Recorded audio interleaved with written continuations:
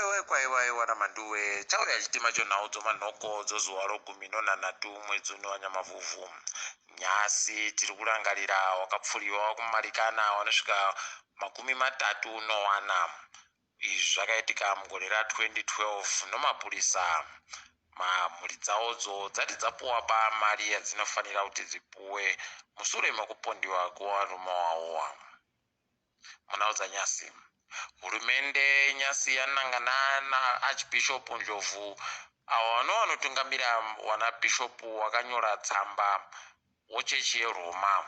Tsamba yawakanyora takaburitsa pano kuti yaireketa kuti hurumende ireke kusikinya tukono nokuita upfene hwairi kuita kuponda wana wayo. Monica Mutsvangwa akanyora gwarori abva akanyora chirungu chokuti minority Ndebeles pabodzi pono chokuti majority Shoners. Izvi zvinova zvinotsaura vanhu kubudikidza nomarudzi.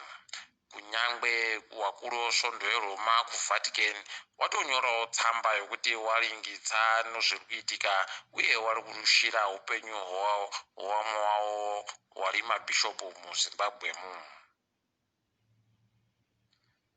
Umwe aimbova gurukota rezvokubudisiwa kwamasoko Jonathan Moyo aurura gure rokuti hurumende yedu yakabihwa mari pokare. Ati kwakabiwa mari inosvika bhiriyoni ribodzi nomazana mairi omamiliyoni okuAmerica. Izvi zvakaitika munyaya yakaitika pakati poSotic pabodzi pono National Oil Company of Zimbabwe NOIC. Izvi zvakaitika kuti ari kuti Jonathan Moyo ndizvo zvakakonzera kuti Fortune Jasi agodzingiwe basa. Munhu waari kuti akatora mari yakawanda ipapo pamari yese iyi paindisibusiso Moyo anova gurukota rezvokuchidzana nedzimwe nyika. Heno kuti zvino chokwadi chere kana zviribe. Hopewero naJacobo vari kuramba vachindotsitsirisiwa kodzero dzavo nevanhu kumajere.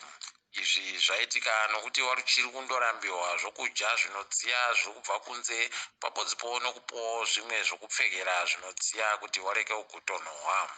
Izvi zviri kuitika zvisinei nokuti wakatopuwa mvumo nomadare odzimhosva kuti zvigoitika.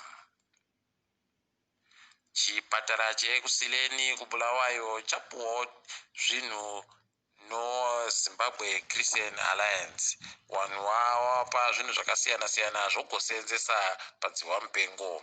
Tinoimba kuti zvichagobatsirawo mukutekaidza basa ravo izvi zvinhu. Asi chipatara ichi taitazira kuti chinenge chakuseenza asi kuiba. Hurumende Nyasi yaita pokare mamwe mapapwa anoshamisa kuti nyangwe nombavha yakawanda inotanga kundoseka. Yaburitsa masoko kuti kambani inounga simbi yoZisco Steel kwai ichagosimudzira kuseenza pokare manji. Izvi zvakabvira kureketiwa kunyangwe mugore ra2018 pawakatora sarudzo wachiti wahwinapo. Heno kuti wanoti muyembe rudzivo wanotiitirayo. Tolinga hedu dzopasirese. Equatorial Guinea hurumende yayo yakusiya basa. Hurumende yawo kusanganisira mukuru wehurumende wese wabva wandosiya basa muzuva nozuro. Asi mutungamiri wenyika Theodore Biangwema ari pekusiya basa. KuBelarus kwaramba kuchindoita zvokuvhazhaira nokuda kwevanhu vari kuratidzira. Vanhu vari kuratidzira kusatekaidziwa zvezvinhu sarudzo dzakaitiwa musi wa9 mwedzi uno wanyamavhuvhu. Mutungamiri weko ane makore 26 ari pakutonga basi. Heno kuti achada kusvikepi. Muna wegumisira Nyasi, Mozambiki ine vanhu vazhinji vari patambudzika kukuru. Izvi zvaitika nokuda kwokuhwisana kuri kuitika pakatipo hurumende pabodzi pono anopikisa wapanduki. Izvi zvasiya vanhu vanosvika zviuru 250 vari bepo kugara uye wabvisiwa panzvimbo dzavainge wakagara. Tinoimba kuti kuchaitika zvinhu zvikapera izvozvi. Tiri ipapo togumira pano Nyasi. Ndini wenyu Mhanduwe Vonhau.